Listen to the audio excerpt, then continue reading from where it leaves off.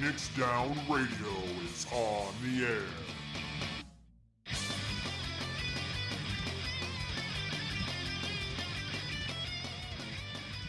Welcome everybody to Phoenix Down Radio, episode number 178. I'm your host, Santa Klauss, because it's that time of year, and I'm wearing a hat because I can.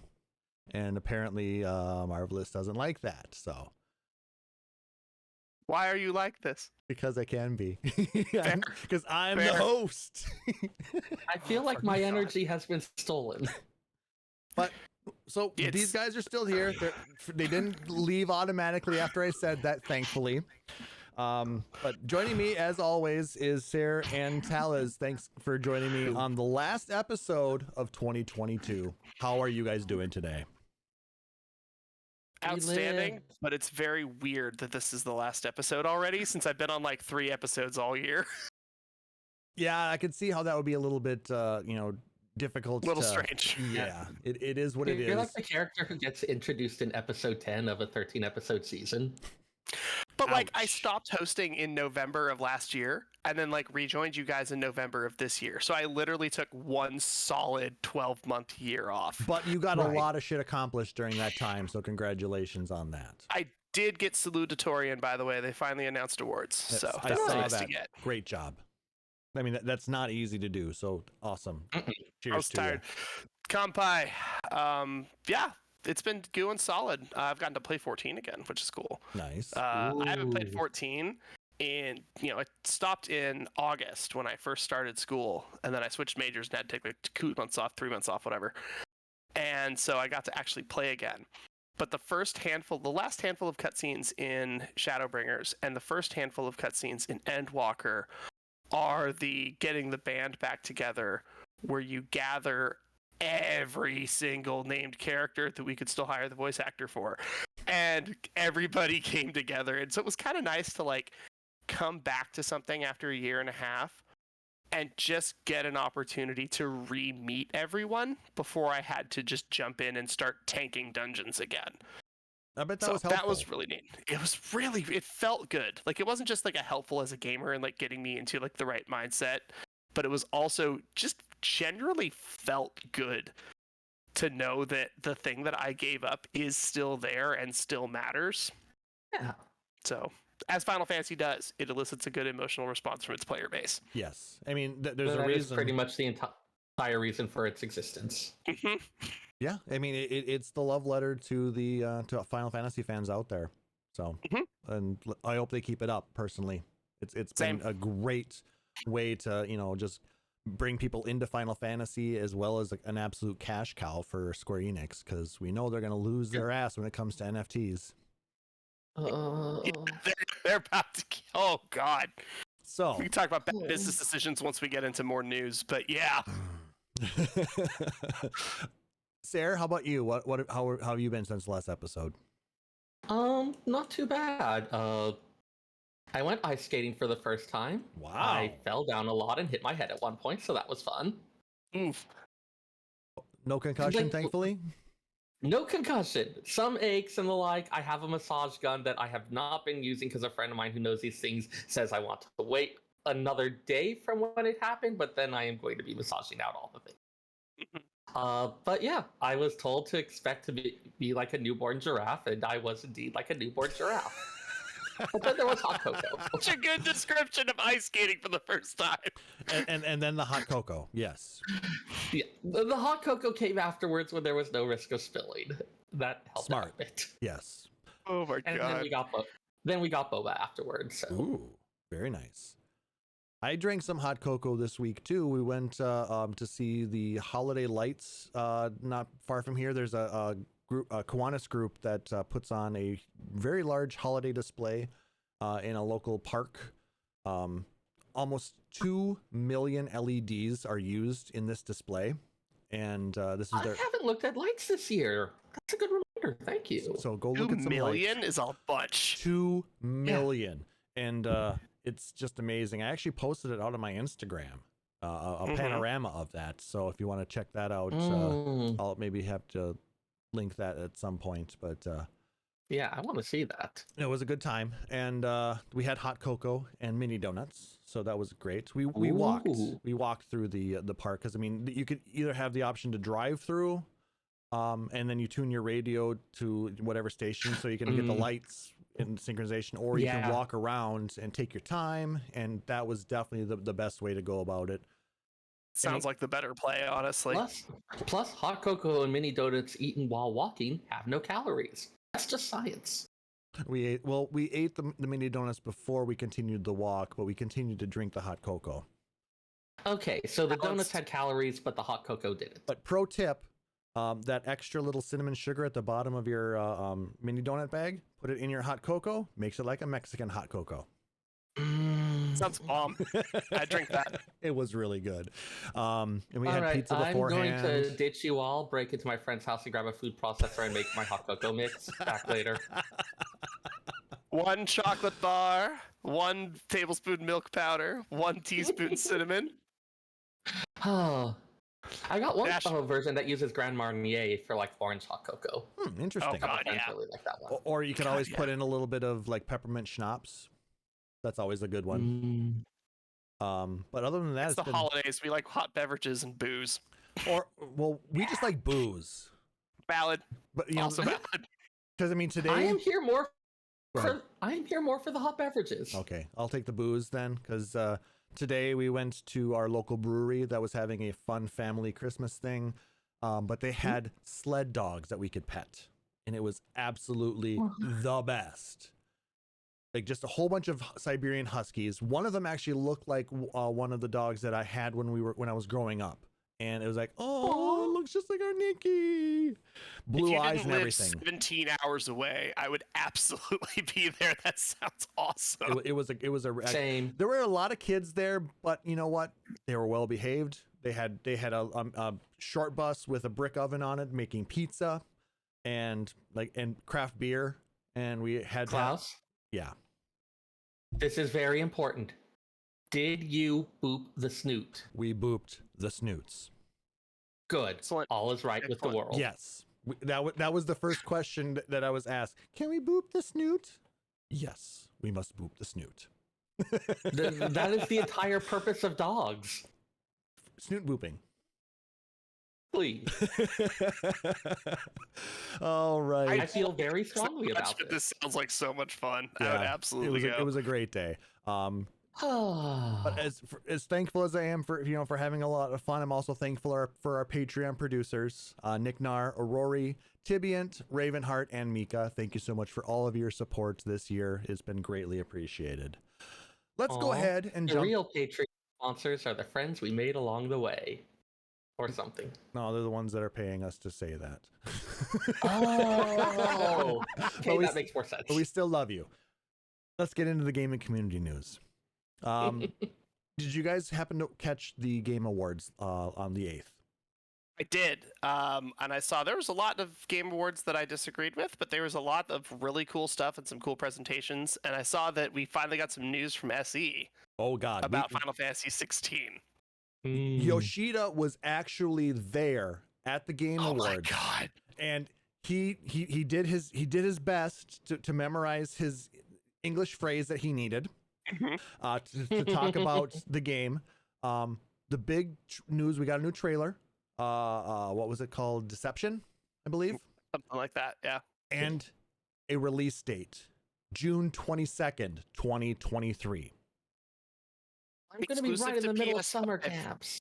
Yes, Exclusive to PS5. Yes, it will be exclusive to PS5 for at least the first 6 months, is what they've said, because it's going to be coming out on PC as well. No word yet on PS or on like Xbox yet. But pre-orders are live, so if you have not yet purchased your version, go ahead and pick that up. On the 12th, Monday, they released the collector's editions, and they promptly sold out. Yeah, those sold out almost immediately. And I got one. They do like their statues. I had to get one. Dude. That statue is fucking bomb. I'm really excited to see 16. I think one of the issues 15 had was just the really, really long dev cycle and the way the technology adjusted and the 2 directors and the whole bit. 16 was just like, hi, we're working on this. Hi, it's coming out soon. Hi, here's a release date. It's like, oh, you're back to making games again. We got to get on top of this because you're going to have stuff out for us. It's going to be really, really fun to watch that game launch compared to 15's. Absolutely. I'm extremely excited, but like I said, I did end up spending $350 on the collector's edition because, well, you have to. That's a lot. It's worth a lot, but that's a lot. It's kind of how they roll now with these. They're kind of spendy, but yeah.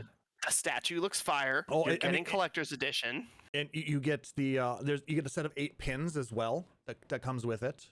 You get a map. You get some country flags, or province, or whatever they call them. Provincial flags. Yeah, flags. They know that we will open up our wallets for this kind of stuff, and we will open up our wallets for the right kind of add-ons for a collector's edition. Mm-hmm. The collector's edition is not bad either. $100, I believe, to get the collector's edition. Mm-hmm. But it gives you soundtrack and some other cool in-game stuff. A lot of times it's $250. It's coming out physical only, so you're not going to get it until 4 to 6 business days after the game launches anyway. And you get this hat and these boots and this glamour that another company paid for us to put in the game. And I'm like, dude, I'm just going to buy a digital copy. Yeah, that's no desire to wait for that crap. That is not worth it. SE at least loads their CEs with some bomb shit. I mean, some really good stuff. I mean, like the Endwalker one had that awesome paladin statue. It came with the cards, like the actual playing cards. Yep. And just like, some really if I neat had stuff. somewhere to keep this stuff, then I would go for more of it. Right. So I sold my house and everything I owned because I moved across the ocean twice in 4 years. So no, I get it. So somebody has to buy it. I think Nick Nar also bought a copy too because Nick Nar got one. I saw a few other people in the chat. I think Tibby also might have gotten one. Sounds right. But yeah, it was really awesome. I mean, I was worried I wasn't going to get one because when I first got signed in, it said it was going to be like an hour's wait to check out. I'm like, ooh, I'm probably not going to get one of these. So I closed it up. And then I reopened my phone like 20 minutes later, and it's like, oh, you're like 15 minutes away now, and I'm still waiting there. I'm like, okay, well, we'll just see what happens here. And then I got in there. It sounds like it was a little less plagued with all sorts of craziness than previous massive queues they've had. So they seem to be learning how to do it proper. And then I realized that I had a whole bunch of other things in my shopping basket from that I was looking at before. So I had to clear all of that stuff out real quick because I had 15 minutes to check out. And their site was still really slow just because of the amount of sheer traffic. People. But yeah, I ended up getting it through, and I'll be expecting that this summer. Woohoo! Very happy. Experience. Has anybody just gone to Amazon or whatever and been like, you know what? I'm just gonna hit buy it now, and then you go, my $15 thing was $65. What just happened? And then a box full of stuff shows up at your house that you forgot was in your cart. I have never had that happen. I bought the short stories book for $14. I forgot that was in my cart, and I bought a paella pan. And then I was like, what's wrong with the pan? There's something shaking inside. What? I guess I own this book now. That is hilarious. That is amazing. I bought the first 2 seasons of Inuyasha, also by accident. I bought box set for Ranma 1/2 by the exact same. I have pre-ordered volume 8 of Lost Stranger for the exact same way. So I've discovered that the problem is just Amazon. Not me, obviously. No, so I can't use it ever again. Ever again. Speaking and then continuing on with what happened at the Game Awards, 14 actually was a winner there as well, winning Best Ongoing Game and Best Community Support at the Game Awards. I also noticed that they won the Best Ongoing Game from IGN. And earlier in the year, they won a Best Game Community from the Golden Joysticks. So I'm going to say the IGN thing actually surprised me. IGN historically really, really likes American developers over Japanese and European developers. Like, you don't see a lot of the Toronto studios getting awards from them. You don't see a lot of European studios, but you see a ton of Blizzard, Activision, Bungie. You see a lot of American developers getting something from IGN. I mean, it's like the Oscars. They don't matter, but they still kind of do. Getting an award from IGN, especially as a Japanese dev, whether it's Bandai or NIS or whoever, getting something from them for a Japanese company is pretty big and pretty significant, especially at this point in the industry swing of where we're at on consoles and game launches. Well, if you think about it, Yoshida and team have really turned around people's thoughts about what Square Enix is and what they how they're being presented now. Because it used to always be, we had that huge delay with 15 and huge delay for 15. Everything about 7 since 1997. Whatever Spirits Within was supposed to be, whatever FFU was supposed to be. 13, the other two spin-offs for 13. 10-2 is still regarded as very good as a game, but not loved. It is liked and respected, but it may not be loved necessarily. But now they're going, hey, I got 15 years to mess with. Let's do this with one title. And then they're like, oh my God, look what you did with 14. Here's the keys to the office. Do whatever you want. And now we're getting 16 from, hey, we have an idea. Group. Yeah. Well, it's also the core games is a completely different setup from WoF, from Explorers, from Brave Exvius, from all that is totally separate from the core games. Yep. This is also that, like, because the core games are kind of split into 5s, right? 10 through 15 all have sort of a look, and like 6 through 10 or 5 through 9 are all kind of a look. 1 through 4 are all kind of a look. 16 is starting the new chapter of that. Yep. I mean, it has a lot to live up to. But yeah, it just the fact that there's just been so much love for the game. I mean, Endwalker amazingly, everybody loved the storyline that came out of that. It was just it was worth the wait. Exactly. Even the reviewers, the people who are very cold on MMOs, really, really enjoyed where the story went, and the fact that most of the people who wrote a lot of that story and Heavensward are working on 16. That's huge. So, I mean, it's showing there's a lot more respect now for Square Enix for creative, business unit 3, and for what Yoshi P has done for that company. So, it's awesome to see. I love it. It is. All right, next bit of news: Crisis Core is out. Are you guys playing that? Did you guys get your copies? Because I forgot to pre-order. I did pre-order my copy. I got it on PC and on Steam, so I can play it on my computer or on my Steam Deck. I got through the first chapter so far, and I didn't play the original, by the way, because I never had a PSP. Interesting. Oh my God, does the gameplay for this reminds me so much of 7 Remake. Yeah. There's a lot so I'm not sure where the actual inspiration is coming from because I didn't play the original. I know that Crisis Core was more of an action adventure RPG style game versus the it definitely was not an ATB style game, right? No. It was also the era of games at the time, right? Like, if you tried to release, I mean, this all falls under the Blazing Saddles argument of you can't release this today, but why would you need to?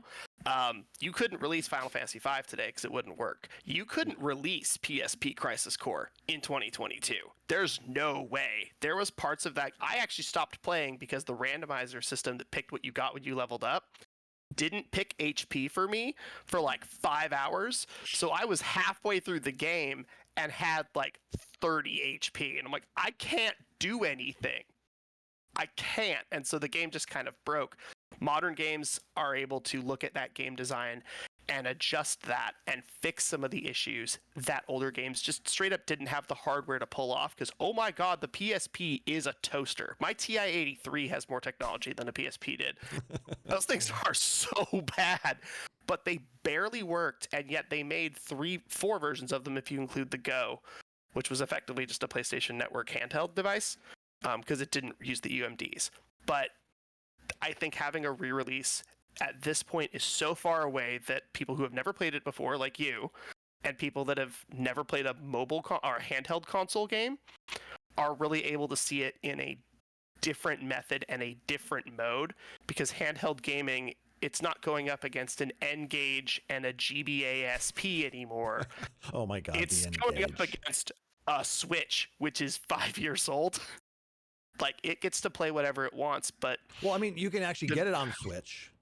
You can, which is very, very good. That's probably where I'm getting mine. The fact that they have it available on all consoles and PC is awesome. Like I said, I chose PC because I could then play it on your Steam Deck. Exactly, and I have not yet done that, but I plan on doing it, and I'll probably give an update after the in our next episode next year to figure out how that's going. But I'd love to hear about it, because I had to dip out from it because I just had such a bad taste of the way the level system worked on PSP. But I played it on a PSP 3000.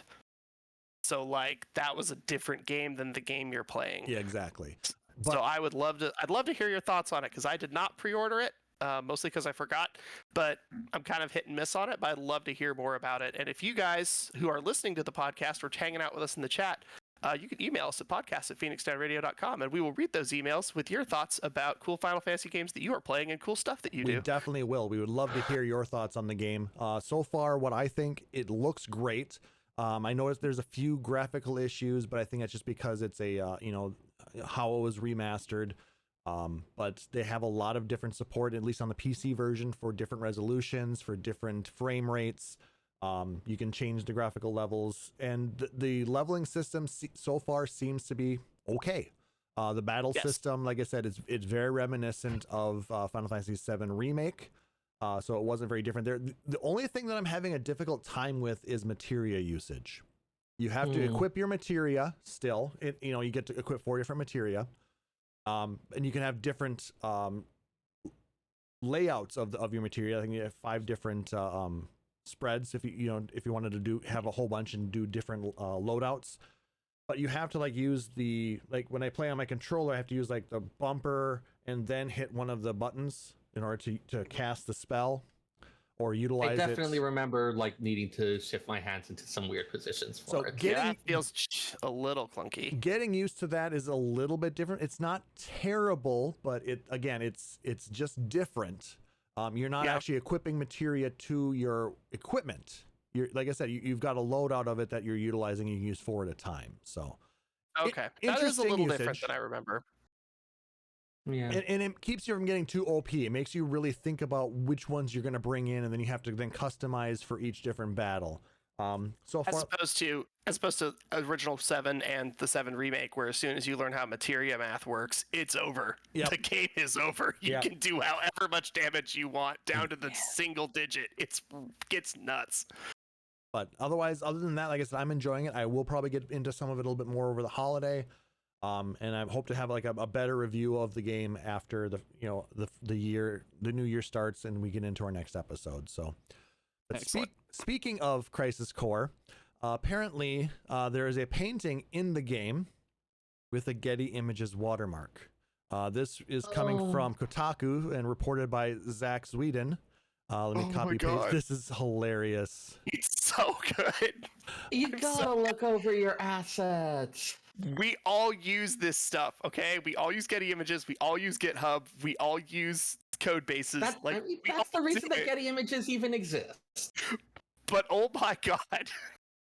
It is absolutely hilarious. There is a picture in the game that you can plainly see the Getty Images logo. So if you click on the link to the Kotaku article, they have it in the article, and it is beautiful. It is maybe Getty Images just exists in the world of FF7 as well. That's exactly what that means, right? Canon. Oh god, they're gonna fix it and it's gonna say generated by AI. Oh no. Powered by Shinra. Yes, Shinra Electric Corporation. Yes. Shinra Electric Images Corporation. All right. Now that I've ruined it all. Anyway. That's my job. I know, I'm stealing it. I'm a thief. I'm cross-classing today. It's fine. Okay, that's fine. You get to be the bard, because I can't be the full bard anymore. No, Yay. I'm the bard. Valid. Sorry, Seyrr, you're the warrior. We three bards of Eorzea are bearing gifts, and we've smoking on a traveled rubber so far. cigar. Sorry. Yeah. I know more of the verses of that, and I'm trying to decide which type of. If you No. know the verses of We Three Kings, don't. Don't. Exactly. No, the specific parody version that Klauss was referencing. Yes. Oh, okay. And I think I could probably come up with them too, but even I'm not going to do that. Okay. After our show starts tonight at 9 p.m. PST, we'll see you right here on twitch.tv. Instead, I'm going to pass it over to Taliz, and he's going to tell us a little bit what's going on in the Final Fantasy collectible game. So, for those of us who can't play the digital games as often, we like to play tactile ones. And if you're watching us live on stream, I'm holding up a pack of the current set of TCG, or Final Fantasy TCG, Opus 18, Resurgence of Power. Now, in the time that it took from when I wrote these notes earlier today and now, the dollar value of the card that is the most chased after in Resurgence of Power has changed a little bit. Main chase... Hold that pack up again. I was trying to see what the art is on the front of it. It is, in fact, from Final Fantasy VII. This is, in fact, a Yuffie wearing the Moogle hat. Nice. And the actual card that I am chasing is that Yuffie because, drumroll please, I'm going to throw a link into the chat. To TCG Player, it is not sponsored link, don't worry about it. There's currently one available for sale, and it is for sale for $3,000. God, what does she do? Nothing interesting, but all of her text is in foil, in gold, and there's an autograph on her a la Weiss Schwartz cards. So, live on air, we're turning into one of the shows where we rip packs open. All right, what do we got? All right, I got a cool pull. So let's see here. And for anybody who hasn't played the TCG, the art is from all over the place. So you'll have a mono art, and you'll have really cool art from some of the mobile games, as well as some of the 8-bit and 16-bit art from all over the place. You got your classic check to Espraska's final Aeon. And we've got an And then we have a foil. Axstar. Axstar from Final Fantasy Brave Exvius. Dual cost warrior. That is the foil that I got here. It's backwards because cameras exist. Yuri, Renoa. It just shows you Yuri yours backwards. Fair. Meath, Yuri, Renoa, Ariman. Yuri from Crystal Chronicles? Yuri from Crystal Chronicles. Aw, cute. So I didn't get the $6,000 card. Yeah, no $3,000 card for me, but do get some fun stuff. Braska's final Aeon is actually a card in Fire, and it was almost banned because it was so powerful.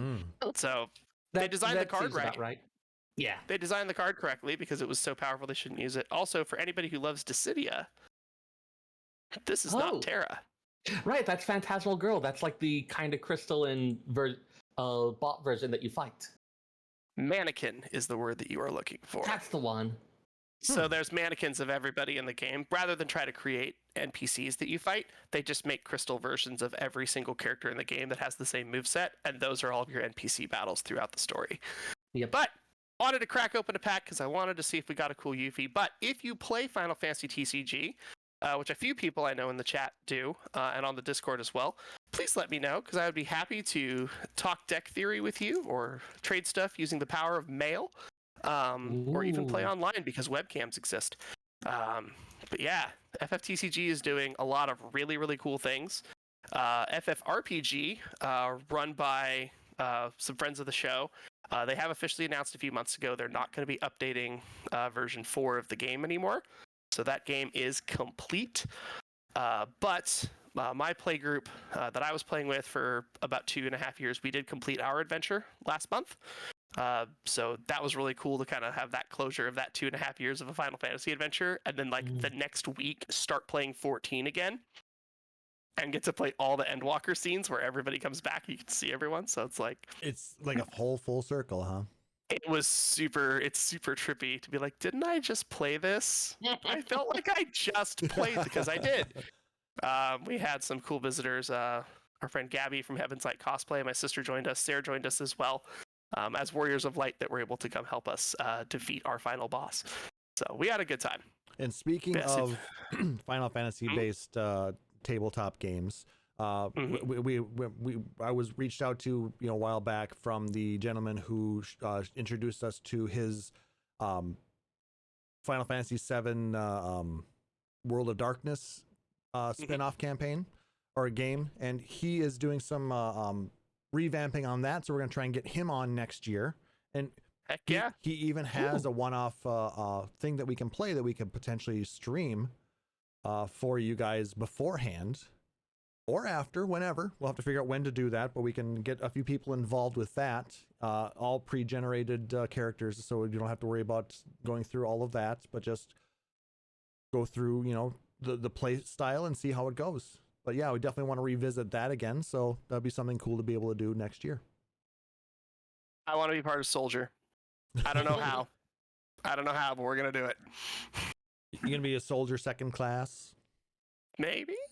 I don't know. Maybe I just want to be an antagonist. You're going to just carry around and throw grenades?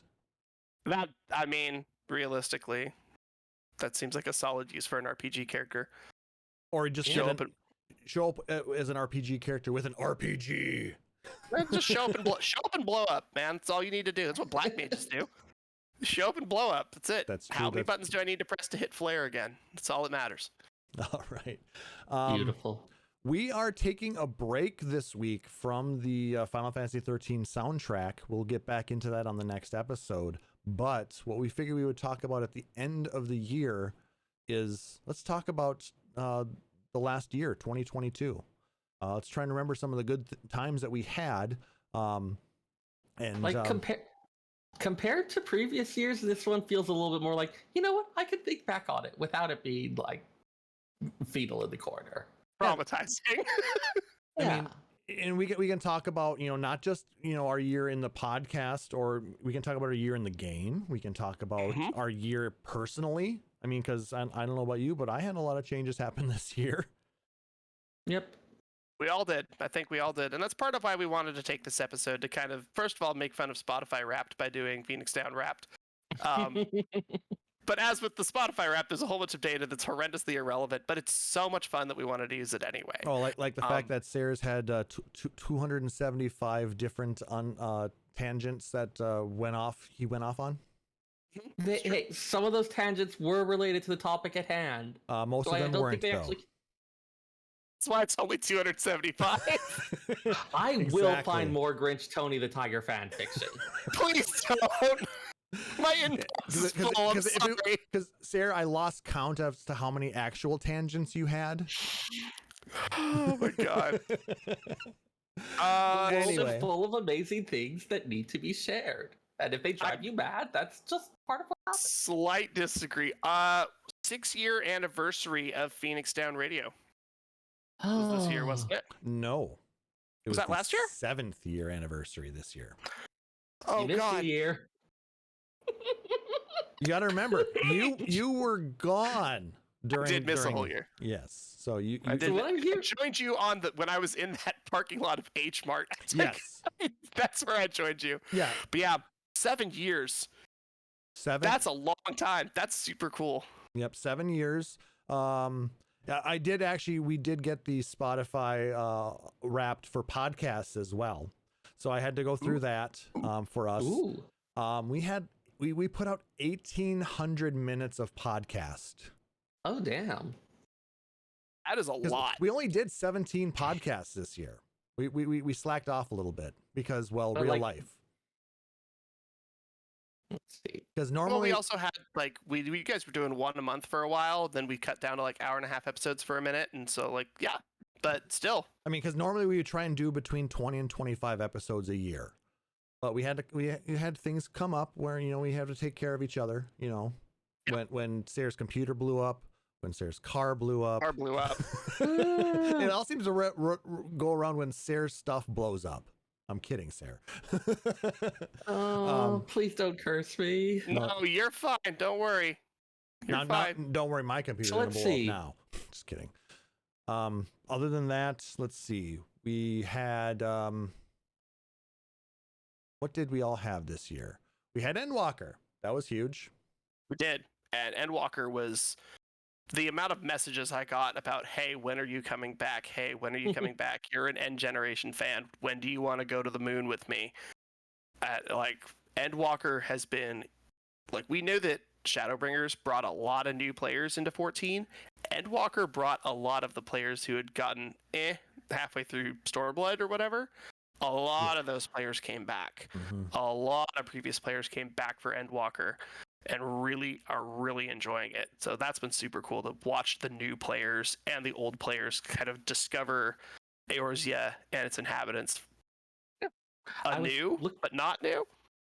I was looking at the patch notes, and January 3rd, so right at the start of the year, was when we got patch 6.05, bringing us the Excitatron 6000, the Savage Race for Pandemonium Asphodelos.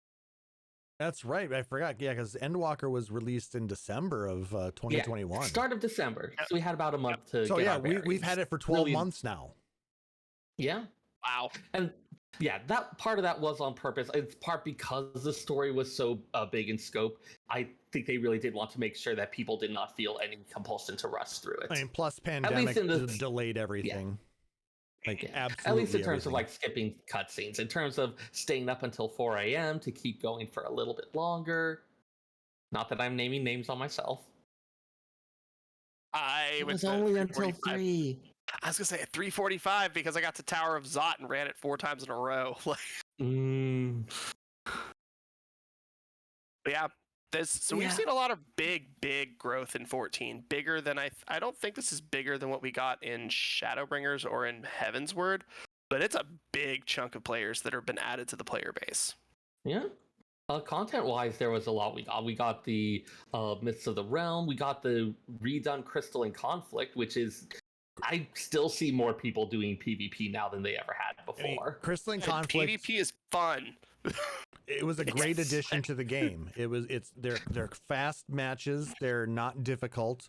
They're doing their best to try and balance the classes. So, I mean... Yeah. It's... Go ahead.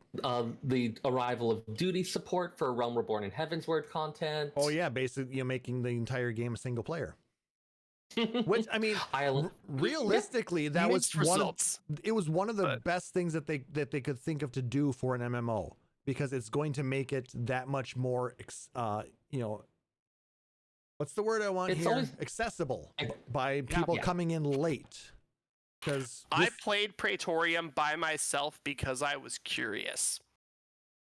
And I was like, oh my god, how did we ever survive the old prey? Like, this is so better. This is so much better. When they split up Praetorium into 2 small dungeons and a boss battle. Yeah, I mean... Well, they pulled out like a bunch of the mobs that they're just like, you don't need to AoE all this down 3-4 times. You don't have to do it once and it's fine. You don't have the thing where you go into the cerulean refinery section of it and set the explosives, all the little set pieces like that. You also just pick up your mech instead of getting a key and then getting on it, then missing an elevator and then getting on an elevator and then missing a cutscene. Forgetting to register. Oh my god, it's just so much more clean. Yeah, they've done a lot of really good stuff, but outside of 14, Final Fantasy as a whole has done a lot of amazing things this year, where they've kind of come to grips with and announced things like, hey, all that multiplayer stuff we were doing with 15, that didn't work. We're going to adjust that for future stuff that we try to work on. Hey, you guys are finally getting that, the chapter 2 of the 7 remake is coming out soon. You're getting a copy of the 7 spin-offs. You're getting a release date for 16. You're getting live letters. You're getting letters from editors. You're getting news postings. They posted a new playing card, 52 card 4-suit playing card box, because the old one was old and they just wanted to make a new design. They just showed that they cared about fans across the whole franchise by giving us everything from new plushie designs and new cell phone cases all the way up to you can now buy everything, including Endwalker, for $40. Yeah, that's insane. They want people playing, and they're helping us out by making that way more accessible. Don't forget the $12,000 1/6 size Terra statue. I cried so hard. I wanted that so bad. It's gorgeous. You know, if it only came with a free emote. Yeah. Then I think they could have sold a couple more if they had done that. It's a $12,000 emote with a free statues. Exactly. Yeah, that also is a solid sales tactic. I mean, granted, they did. You know, Square. You know, they didn't have everything. You know, they touched turn to gold. I mean, look at Final Fantasy VII: The First Soldier. They announced that, and then they announced it promptly going away. I give them credit for trying to create, you know, a mobile battle royale game. Mm-hmm. I mean, because how long did that last? I feel like it was like less than a month. Yeah. Yeah. I mean, it's still technically going, and they are still supporting it, but it's ending early next year. So after that, like I said, you're not gonna be able to try it. So I mean, if you want to give it a shot on mobile, you can still download it and give it a try. They're doing some fun things, but I tried it, wasn't my cup of tea. I guess I do give them credit for at least giving it a shot. Other than that, let's see, what other things did we all get this year Final Fantasy related? Oh, we got the announcement of an actual physical fan fest again. So that was exciting. Yes. Have they announced tickets for that yet? Not yet. Not yet. We'll probably get that in February or March timeframe, but at least we know that we are going to be going to Vegas in the middle of summer. Which, I mean, it could be worse, but hey, it's a dry heat. No. That means that stuff is cheaper. It is. Just never go outside and you'll be fine. Or make sure to jump into your 55-gallon drum of SPF 9000 before you walk outside. I had a friend that lived in Henderson for 4 years. I told him FanFest was in Vegas. He goes, "I'm gonna be real with you, man. I've been to conventions with you." And I'm like, "Yeah." He's like, "You're gonna hate it." He's like, "It doesn't matter what the convention is." And I'm like, "But I'll be inside." He's like, "No, don't do it, man." But if you are going to FanFest, please send pictures and please post pictures in our Discord, because some of us, like me, will not be able to go, and we would love, love, love to see you guys all having an absolute blast with all the other 14 players and fans. We'll try and pull you in during the podcast, though. Oh, for sure. For sure. Because we will be podcasting while we're out there after the concert, I'm sure. Mm-hmm. What I'm concerned about is my Red Mage cosplay. It's not very good in hot weather. So you could always glamour as a warrior and just wear metallic underpants and carry an axe that spits bubbles. There you go. I don't want to get thrown into jail. You have an axe, my man. You'll be okay. And it's not the weirdest thing that will happen in Vegas that day. That's true. Yeah, I was gonna say. That's true, but nobody wants to see that. I'm going to order you a metal purple bikini. 1 second. I need to get that set up real quick on the internet. Let me just lock your computers and your phones. Why did we give you access to that? I don't know. Let me take away your credit cards. No! I need those to buy chicken wings.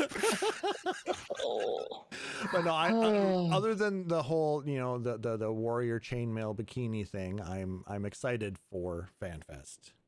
And I hope to see a bunch of you guys there. It's going to be a great time. Let's think, what other things? Well, other than the fact that Taliz came back this year, that's a positive. Taliz got to come back. I have missed you guys so much. It was very nice to take that, to kind of take a break from Final Fantasy, because I was very burned out on 14. And then school was just, I had to pick what needed to give, and I picked everything. And then once I had school established, I was going to start adding stuff back in when I felt like I had more time. And I just had to look at, what do I miss, and what takes the most amount of time, and what takes the least amount of time. And I had to strike that balance of the podcast. Despite the hour and a half that you all hang out with us every week, the podcast takes more time than that. It does. We're looking up stuff and looking up news, and sometimes there's nothing, but we still have to look every day. And then I'm like, okay, well, I don't have the time, but I miss it a lot. What can I give up, and what can I balance there? Do I miss playing Pokemon? Absolutely. How much time does that take? Kind of a lot. How much do I miss it, and how much resources can I cheat my way through. And so I had to pick and choose. But I got to come back to the podcast, hang out with two of my best friends, talk about Final Fantasy, compare... 1 second. I just want to thank Nick Nar for resubscribing again and saying Happy Holidays, Santa Claus and crew. You guys don't get...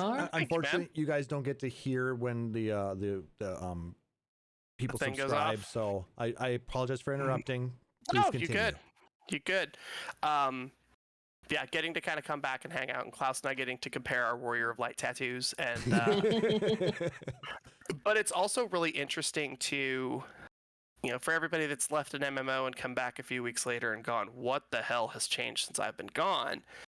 I left and came back, and Klauss had a new job. Yep. I left and came back, and Seyrr finally got that promotion and is in a new place to live. Woo. And I come back, I'm like, I'm still at Greg's house sitting on a comfy chair. Crap. Hey, there's nothing wrong with comfy chairs, okay? Yeah, that's a pretty legit decision right there. It definitely works. Also, shout outs to Bannon Maelstrom from Hyperion, one of my best buds. I've been playing 14 with him for years. But he's been a very awesome source of help and assistance and guidance over the last 7 years as I've gotten everything I ever wanted and realized that it sucked and had to start over. So that's been really cool. But I got to come back to Phoenix Down, which has been a big part of my life for a long time, and I'm really happy to hang out with you guys again. So glad to have you back on the show, because it's nice to have a third voice to bounce things off of. I mean, I'm sure people were getting sick of just Seyrr and I for a while. I mean, Seyrr, the dynamic, it's fun. No, definitely. The dynamic is a lot more interesting with 3 people. It gets kind of dull and repetitive otherwise. It is 100%, and I can't lie though. The fact that you and I have been here for this whole time has been amazing. Really have enjoyed having you as that dependable co-host that's been here since the beginning. And I hope you think I could find something else to do on a Saturday night? Nah. Yeah. Play video games with your friends. Excellent. But it's it is really nice to get more people's opinions in here, and hearing Taliz's voice ringing out again, saying how shit Stormblood was, or that is a fucking lie. I'm just giving you crap. Stormblood, he dislikes Shadowbringers. Yeah, it was Shadowbringers you weren't a huge fan of. I just but it's fine, because that's one of the reasons why I think Final Fantasy as a whole and 14 as a whole works the way it does. Is we can make 1,000 hours of content discussing how Final Fantasy VIII is not only the best game in the franchise but also the worst, because there's arguments for both. 14 is, a friend of mine was complaining about 14. He's like, it did this and it did this and it did this, and I just looked at him. I said, yeah, how dare they add fun for everybody but you? And he just kind of stopped. He goes, that's the takeaway from what I said, isn't it? And everybody at the table is kind of nodding at him. He goes, you know what? I'm like, so, what did we learn? He goes, I have learned that I am an 11 apologist. And I'm like, that's fine. That's fine. 11 was fine for the time, but like I said, the times change. I mean, I know Nick Nar is still an 11 apologist. He's still playing that game. I still like 11. I don't own a capability of playing it, so I don't. But it still exists. It's a great game, and if you play 11, please continue to play 11 and have a good time. But I think the fact that this fandom is so big that we can say things like, all I do is play the TCG, or all I play is the mobile games, or all I play is the 2 MMOs, or the 1 MMO, or I like the turn-based, or my favorite game was 10-2 and 5 and Tactics Advance. Sure. Give me them job systems. There's so much for so many people, and at the end of the day, we all show up, we all know the memes, and we'll all sing the cipher with a One-Winged Angel together, even if we don't know the actual words. It's fine. We can do that in this fandom. You just mumble a lot and then come in hard on Sephiroth. It's like singing a national anthem.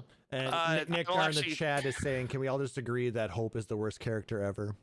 Until Yes, Hope is terrible, and then Lightning and Snow get worse, and so he was by default better, and then he learns Haste, and then he becomes useful. He does not become better, but he becomes useful. He is better though in 13 too. I mean, True. 32, he got hot. And that's why That's Seyrr's also like, valid. and that's why Seyrr thinks I that, liked that Nick him Nard- before he was hot. I mean, being hot helped. Also, I want to make sure everybody is aware, and we'll throw this out in the podcast. Our very, very good friend Chili just messaged in the chat to wish him some good luck. He is having surgery on Monday. So, Chili, from all of us, we wish you the best of luck and a speedy recovery on whatever your surgery is on, and we hope it's nothing major, but Good luck, man. again, best of luck. We're all pulling for you, man. Yeah, and keep us updated, my man. Please. I just realized one thing that I completely forgot to talk about in the news, but that we can fit it in here because it's something that's going to hopefully be coming soon. Apparently, Square Enix has gotten ESRB ratings for the Pixel remasters. Ooh. Which means we could be seeing it on consoles soon. Oh, thank God, because that contract with Nintendo is ancient and is broken, and I shouldn't even know that it exists. It's so that is the reason why that there's never been a core game on an NES system or a Nintendo system for a long time, is because of that old contract and how bad the Super Nintendo break was, and why your Wii could only get the original buggy AF version of the NES Final Fantasy and nothing else. That's why. So, are there? I don't know if it's the case, but there's part of me that's like, the last person who was angry about it finally quit or died, and now they can renegotiate it. It's actually very interesting. We're gonna 276 versions of the game. A lot of things. Okay, so we all know about how Japan is the most technologically advanced civilization on the planet and still uses fax machines. Yep. Right? Obviously, tongue in cheek for that description. But there's a lot of handshake agreements, and there's a lot of, well, we agreed that we wouldn't. And there's a lot of, well, these two guys at an izakaya after work on a Thursday agreed to this. And everyone is beholden to it. Everyone. So companies like Level 5 and Game Freak and Square Enix are all beholden to these rules that Nintendo had made. And so when a lot of these handshake agreements got broken or changed or shifted with Sony, with Square Enix, specifically to this example, there's a lot of handshake agreements that are still held as viable because of the honor and the integrity of the way business works in Japan that can't be changed. So for things like the SNES Mini that a bunch of us got, yes, you could play Final Fantasy III on it. And it was called Final Fantasy III, and Magic Evasion didn't do anything because that was the last version of that game that Nintendo had access to. Even though they fixed it, even though they've updated it, it doesn't matter. It's still Final Fantasy III, not 6, because that 6 update belongs to Sony, belongs to PlayStation. So because of all those limitations, we couldn't get those pixel remasters ever. That's actually weird because like the 6th update was released on Game Boy Advance, wasn't it? It was released on Game Boy Advance. However, the Game Boy Advance game could not be released on a Super Nintendo because the Super Nintendo is a Super Nintendo release. And remember when everybody had a account, right? You signed up for a Sony account, you buy something on your PSP, you could also download it on your PlayStation 3 because you owned it, right? Right. Nintendo didn't do that. You bought a license to use it on a piece of hardware. So I download a game on my phone, and then I buy a new phone. I'm SOL. That game's attached to this, not to me. And the Wii ran like that because the Wii was made in 2003, and that was okay back then. And so, or 2006, I believe. So that was okay back then. It's not okay anymore. But the way it functioned was that if it came out on an NES, if you were releasing it as an NES classic console downloadable thing for your Wii, it had to be the NES version. It had to be the Super Nintendo version because it's on the Super Nintendo Mini. If you're running it as a Game Boy Advance game on, say, one of those backup built-in emulators that the Switch has for things like the N64 if you pay the monthly, or the Super Nintendo or the NES if you pay the yearly, Might have been vice versa on that. I don't remember. I pay the yearly, so who cares? I get it all. But if you were to release that Game Boy Advance version of Final Fantasy VI, you couldn't release it under the Super Nintendo tab on the Switch. It has You'd to be have to on make a the separate actual fourth tab that says Game Boy Advance. And if you ran a Game Boy Advance tab and you got real friendly with Game Freak, they said, let's release Pokemon Yellow. Guess what you get to do? You get to make a Game Boy Color version. That's that contract. That's what's built in. That's why we couldn't get pixel remasters for so long, because that was so broken.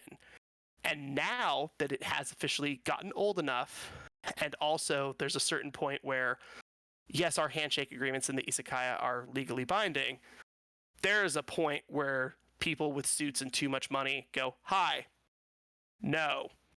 And they just strong arm things into happening. But yes. Does anyone even remember what the agreement actually was anymore? But No. yes.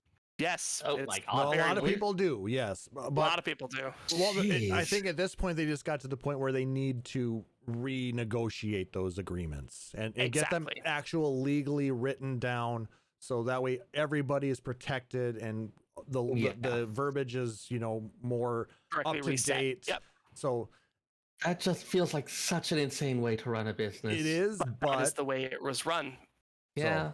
But ESRB and PEGI ratings, by the way, have also been established. So now we're actually able to get those onto console. So for those of you who were very, very patient, there is a small but not zero chance that you will get to play their pixel remasters on your PS4 or PS5, on your Switch, on something other than your phone or your iPad. or you Maybe. can play them on Steam Deck, I believe, as well. I think you can play them on Steam Deck as well. So I'm not sure because I don't have one. I was but contemplating buying it for Steam at that point, but something about the pixel remasters, it just screams to be run on Nintendo hardware. it kind of does. Right? It kind of does. I also, I never got 6 because 6 came out way late, so I was already in school. So I still haven't played the 6th Pixel remaster. But you I played bought the first you 5. bought all 6 of them at the same time, did you not?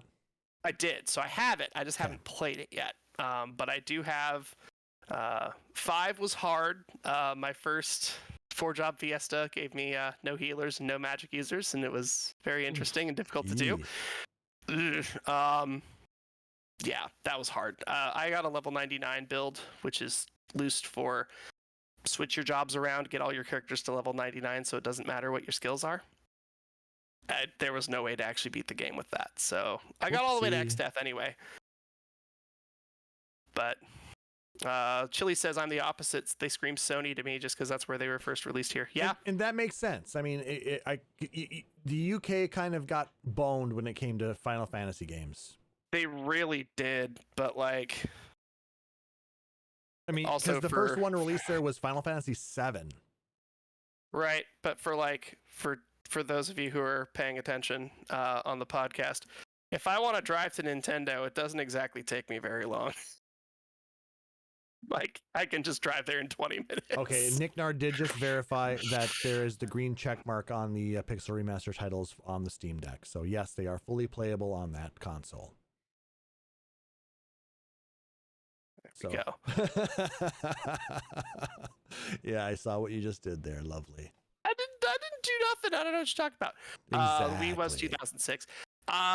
Thank you for the fact check, Nick. No, I appreciate it. I worked in consumer support in 2011 and 2012, but whatever was out was out. I wasn't paying attention to release dates. I had databases to look through. Also, AS400 is awful and needs to be thrown into the pit of eternal stench. Yet it is Moving still on. used a lot. I Moving know. on. It is. I hate it so much. All right. So sorry for that little tangent, but it was related, at least. So check mark Ooh, on it was the related related? It was related? Okay, 275. Fixing it back. Well, it Got was my tangent, though. So Valid. 277. Perfect. What else has been some of the highlights for you guys as far as whatever this past year? Hmm. I think Extra Life was a one for me. Extra Life went great this year. 1075 we raised this year, so we raised another $1,000 for a Children's Miracle Network Hospital here in Minnesota. Very proud of that. There's still time if you have not had a chance to donate. You can click on our website, or there's a link actually I think below the stream. If you want to still donate some money to our Extra Life campaign and help out some sick kids get the treatment that they need. Sorry for the plug again, but it's always something good to support. And it's something we're going to continue to do moving forward. And then you guys were still thinking, so I just wanted to at least kick it in there. Oh, of course. I just got an email from somebody who ordered some classic anime merch from a friend of mine. My buddy opened his store a year ago. And 1 year ago, I went to 2 soft openings for 2 different stores. Store number 1, I went to during the day, and we said hi, and the walls echoed because there's nothing on them. And he had like a handful of plushies and a bunch of retro consoles and some cool Super Famicom stuff, and like a handful, like 1 box of every Magic set that was current, and like 1 box of every Pokemon set that was current. He's like, that'll be good. I'll figure it out. And then I went to the other one. They're like, we have all this space, and we're going to serve ramen, and we have boba, and we're going to show anime on the TV, and we're going to have couches, and we're going to have anime merch and figures and statues and Magic tournaments and Pokemon leagues and esports, and it's going to be great. And one store I went to this morning, and they had a line out the door and halfway around the building. They just cracked over $800,000 in sales. He has 9 employees. He was not anticipating hiring anyone his first year. He was open 5 days a week. He's now open 7. He's extended his hours by 2 hours every day, and he is absolutely thriving. Absolutely thriving. And so it was really cool to watch one of my friends take something that he and I stood in his living room and talked about in theory 2 years ago. And I got to go to his store today on their 1-year anniversary, and I couldn't even talk to him. He was so busy. Wow. So it was awesome. Really cool to watch that growth happen so quickly, so organically, and so strongly. And the other store that had everything going for it just made a bunch of mistakes and probably won't exist next month. Which it's sad to see, but it just shows you really need to make sure you're taking care of what's important, and that's your customer base. Well, when you look at when you look at 2 business plans and they look very, very similar and very, very parallel, and one is waking up at 10 a.m. every day and going, I own my own company. And if I didn't go to work today, my employees would run it, and I am 33 and don't have to do anything anymore if I don't want to, but I just get to now. And the other one is sitting here going, one of my employees quit into unemployment 3 months ago rather than continue to work for me, and I'm about to lose my house. Something went wrong. Something went wrong on one of those fronts. Sad to see. Life is weird and unpredictable. Life is weird and unpredictable. Also, I've been unemployed for 3 months. Weird. So... Well, maybe I'm not saying the last 2 months there were their most profitable months, but it happens. Yeah. Maybe your buddy's hiring. I talked to Josh. I don't want to work for him. It's fine. Okay, fair enough. But I've noticed a lot of people in 2022 have similar stories with what they've started, where in the last 2 years, everybody got bored or stumped or stuck or realized that they didn't need to do the thing anymore. And they went, well, what if now that I have all the time in the world and I'm not commuting 2 hours a day, what if I learn to do this? And a couple years ago, we made jokes about how we were the Bon Appetit podcast for a while. Rest in pieces for them, by the way. Yeah, but Max Miller from Tasting History, amazing stories, simple recipes, ancient recipes, cool translations, 15 minutes of like in-depth history on every episode.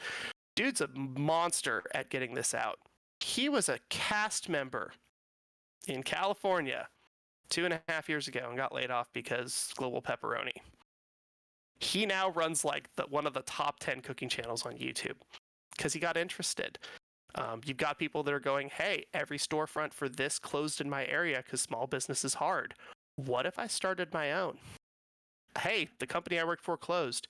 I like doing this independent side gig. Maybe I should do that. Maybe I should learn to code. Maybe I should learn tech. Maybe I should start my own company. And there's thousands of people that have started new ventures and new chapters over the last couple of years. And it's really like, we can switch jobs by switching weapons, and like, that's easy. But going from, I've been a teacher for 20 years, I think I want to run a bakery, and then they just, break $1 million 18 months in. Like, this is happening all over the place. So that's one of my cool things over 2022 is this is the year that all of these absolute curveball side projects that people have started, a lot of them are coming to fruition and becoming pillars in their communities, and not just being, well, Mr. Hendrickson decided that he wanted to be a baker now. It's like, yeah, he owns 3 bakeries.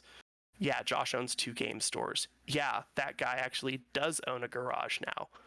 So the last year has been really cool to watch all the small business growth as well. Yep, because I mean that's been one of the things over the past couple of years that I've been trying to do is do more shopping locally, supporting the local people. The amount of food trucks I've eaten off of the last year has been insane. Yeah. But that food truck is what, 5 employees? 2 of them are related. The owner lives in your zip code. I will happily spend $14 for something there before I spend $11 somewhere that's a chain.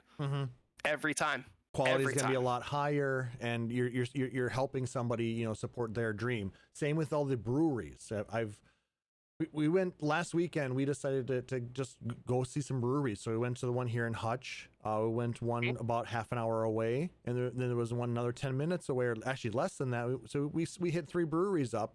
Tried 3 different beers, types of beer, and just had a great time. It was a really fun afternoon. And just having that type of mentality of trying to get away from the big box companies and supporting the little guys who are just trying to do something, a passion project. I mean, it's great. I mean, the fact that we've been doing this passion project for 7 years just goes to show how much it is putting a little bit of love and faith and attention into something, what it can do for you. I think this is, just patch notes. As we talked about before, like, we're not reading patch notes line by line for the whole thing, but patch notes for the world in 2022 are pretty great. We've updated everyone's awareness. If there'd been a little more documentation for the world. A little bit, yeah, but like, think about it. Like, all users have been updated to local business practices.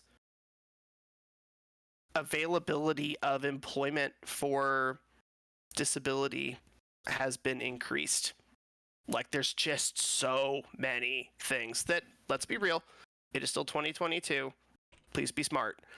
But the big amount of changes that have happened just across the planet in the last couple of years have definitely made some pretty marked improvements on a lot of places. So it's been fun to watch, like you said, breweries. That brewery is run by 10 dudes that all live within 3 miles of that brewery, because if something goes wrong, they need to get there real fast. Like, you don't get much more local than you can run there in half an hour. Like, on your own 2 feet. So, like, it's been pretty cool. And just the fact, like I said, you finishing your degree, Seyrr getting a new place and then a promotion, me getting a new job and a girlfriend. What the hell? 2022 has been weird, but it's been amazing. But also, like, looking at you, Klauss, like, you have grown a shitload as a content producer in the year. Like, a lot. Because I still listen to the podcast even when I wasn't on it. Like, you guys have grown a lot in, like, the quality of what you're presenting and how you're doing it. Like, you've spearheaded a lot of those things, because I'm still in the chats. I still message you guys every once in a while, and like, it's true. You guys have grown a ton.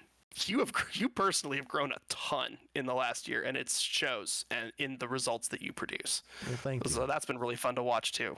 That's greatly appreciated, because sometimes we don't always see that, and Seyrr and I have been continuing to soldier on, doing the thing that we love to do. And we just do it because we love it, and I'm not necessarily actively trying new things.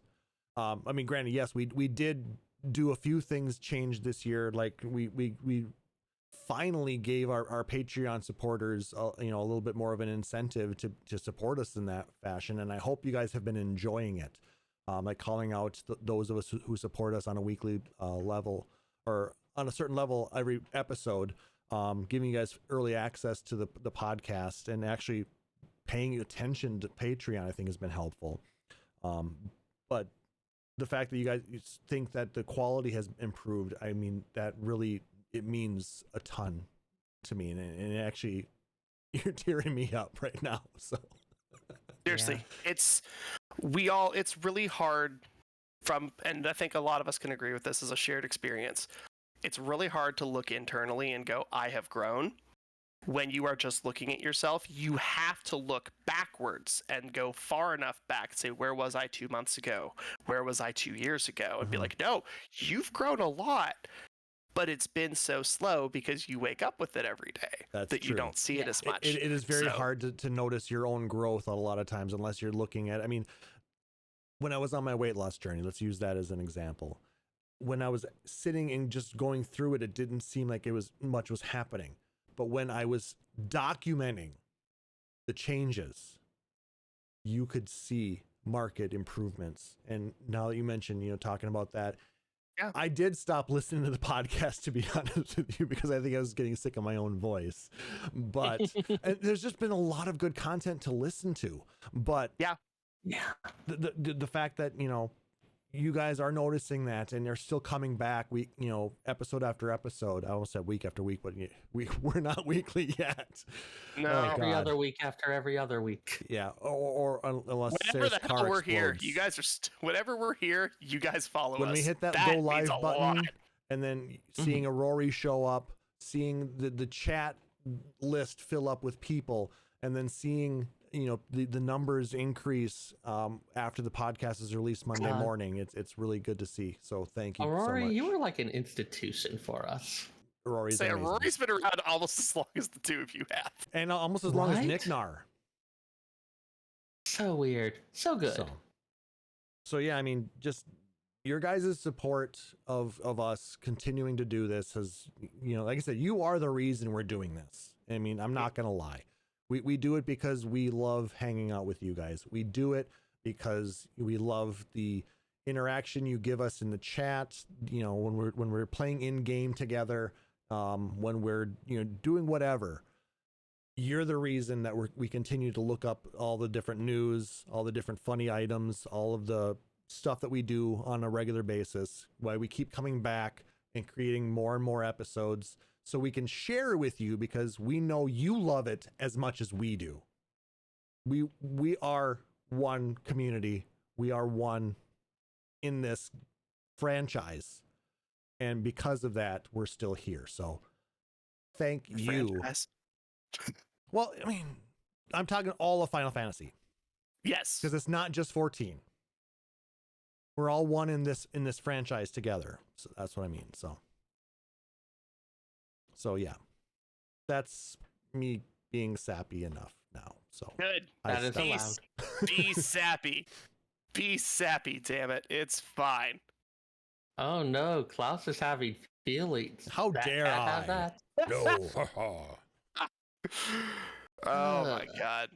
All right. Final thoughts, guys. Hey, last moment of introspection and psychology here. 'Tis the season, says the chili. Yeah, it is. It is the season that you are inundated with pictures of what the world looked like in the 1950s. Pictures of families and couples and turkeys and gift wrapping and all of it. And that might be what your Christmas looks like, and that might be something that you love. It might be something you don't love. That might be not what your Christmas looks like. Your Christmas may look like frozen pizza and watching the Mighty Car Mods movie this year with your mates, and that's okay. Maybe it's fried chicken. Maybe it's fried chicken because you're in Japan, right? Whatever it is, whatever your holidays look like, whether they are work, because you gotta, or work because you have a responsibility in police, fire, health, whatever it is. We want to wish you an extremely awesome holiday season, whatever that means to you, because your Christmas is going to look different than mine. Your holiday is going to look different than mine. It's going to look different than Seyrr's. It might look different than Klauss's. It doesn't matter. It's yours. So go out and own it. Do good things. Celebrate if you choose to.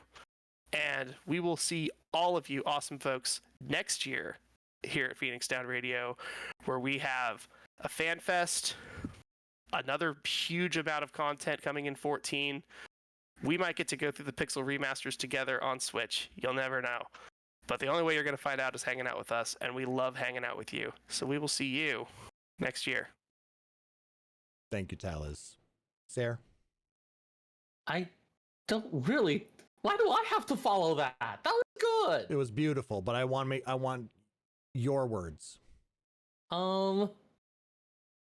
Executive function is still hard, even in the holidays. So people who are struggling with it, like I've been doing off and on for the past few days, that's normal. And it sucks, and you're allowed to feel bad about it. Like, oh, okay. Yeah, and now words are actually starting to come. Like, I know this, like, Marvel has talked a lot about a lot of different ways that things look and a lot of different expectations people have, and this is a time of year that there's a lot of expectations built up around. And for some of you, it may be that stuff isn't quite living up to the way you wanted, or even like you don't know what you wanted, but it just feels different. And that's normal. That's okay. Like, come ping me. I went home for Thanksgiving. I'm not going home for Christmas, so I am happy to come hang out and play a game and just chat with you for a bit. We're here. We love that you're here. We love that you're with us. And yeah, this is. Oh no, he froze. We lost the connection. We'll give It's him not a little that bit. cold on the West Coast. Anyway. We'll give him a little bit to hopefully re-catch up. Hopefully he didn't crash. Sometimes Discord likes to crash every once in a while. Mm-hmm. He looks so sad and introspective. He's like, but I know where he was kind of going with that. It is a tough time of year for a lot of people. I've had many times where I've struggled through the holidays. Many of you may not know this. I was born 3 days before Christmas. I was given up for adoption. Oh, Seyrr's back. Seyrr's back. Go. Okay. You kind of we froze you a little bit there. So you guys never stopped on my screen, so that was very strange. Yeah. No. So we're just laughing at you and stuff, and he's gonna hurt us now. Nope. I mean, like, I figured out what was going on pretty quickly. The context was obvious. Okay, I need that one clip from The Good Place where Tahani's like, "Come on, people, you can get these from context." Okay, go ahead, continue on then, Seyrr, please. No, actually, you should keep going because you were getting into a good anecdote there. Okay. Well, just trying to feel where you were coming from, because the holidays can be a very lonely time for a lot of people. For a long time.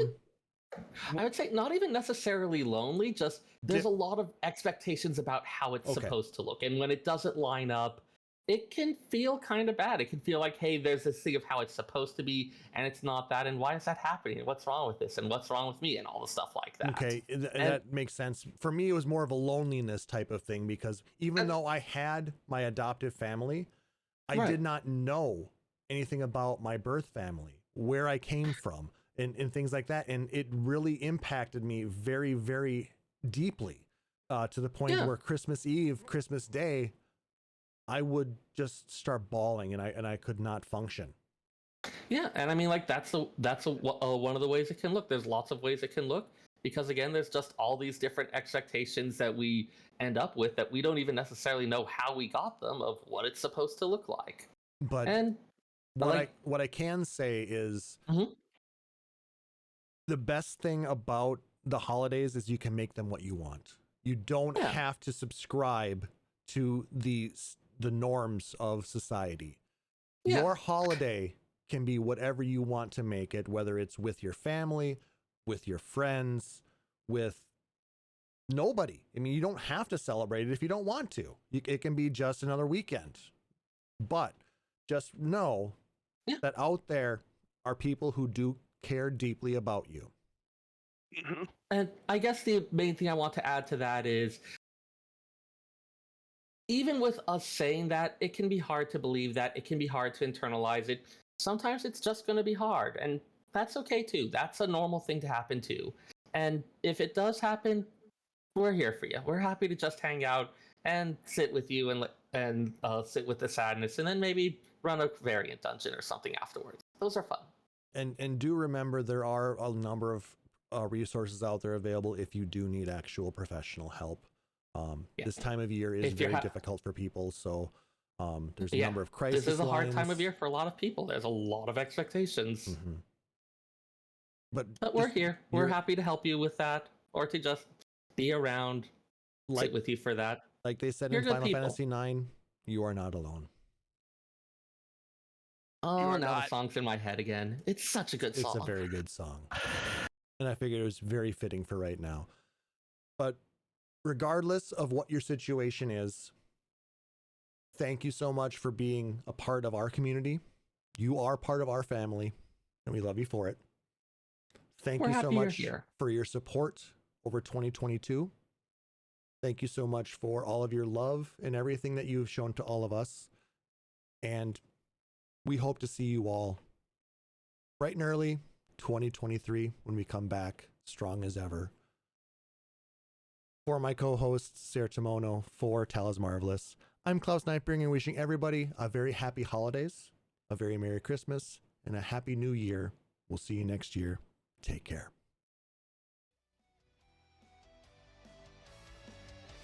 Phoenix Down Radio is a production of PhoenixDownRadio.com and Illusion Productions.